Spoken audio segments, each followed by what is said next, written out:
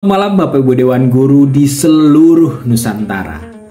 Malam ini saya akan melakukan koneksi antar materi, merefleksikan kembali, menarik kesimpulan atas pemikiran Ki Hajar Dewantara menyoal pendidikan dalam modul 1, calon guru penggerak angkatan 9. Berikut isi materi dan kegiatan di modul 1. Di sesi ini, kami diminta untuk merefleksikan kembali sejauh mana kita sebagai guru sudah melakukan pemahaman atas pemikiran Ki Hajar Dewantara menyoal pendidikan. Menurut hemat saya, pengajaran dan pendidikan itu bukan hal yang sama. Pengajaran merupakan bagian kecil dari pendidikan.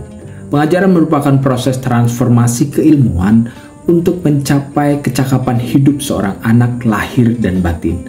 Lebih jauh daripada itu, pendidikan merupakan upaya memberi tuntunan kepada para siswa sesuai dengan kodrat yang telah dimilikinya demi mencapai keselamatan dan kebahagiaan hidup seutuhnya.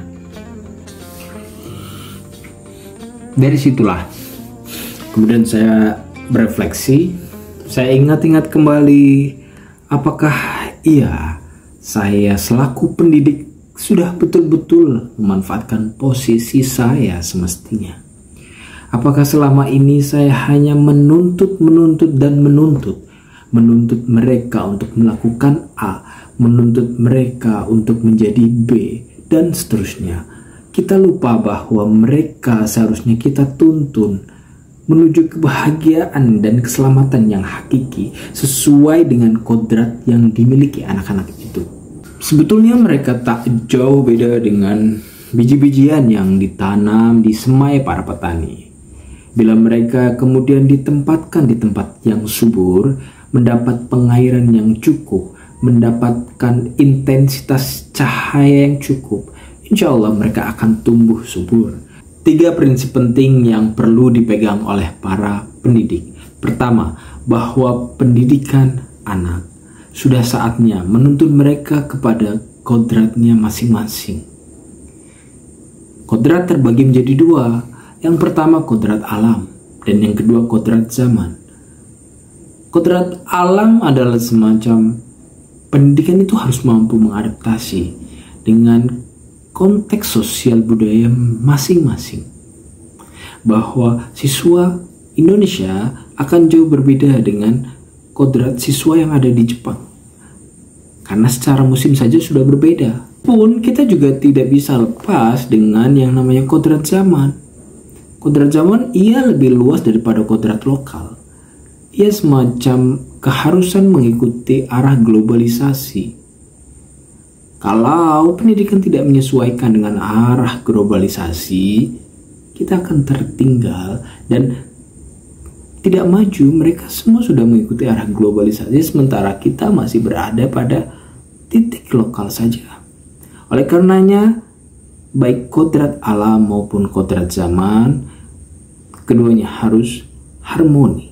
Hal penting kedua yang perlu diingat para pendidik sekalian, yakni pendidikan tidak bisa terlepas dengan yang namanya budi pekerti.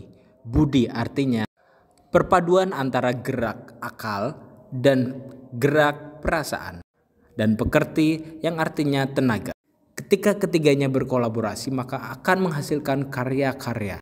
Sisi eksplorasi konsep, kami didampingi para instruktur dan fasilitator diajak untuk memahami bagaimana Ki Hajar Dewantara memaknai tujuan dan asas-asas pendidikan.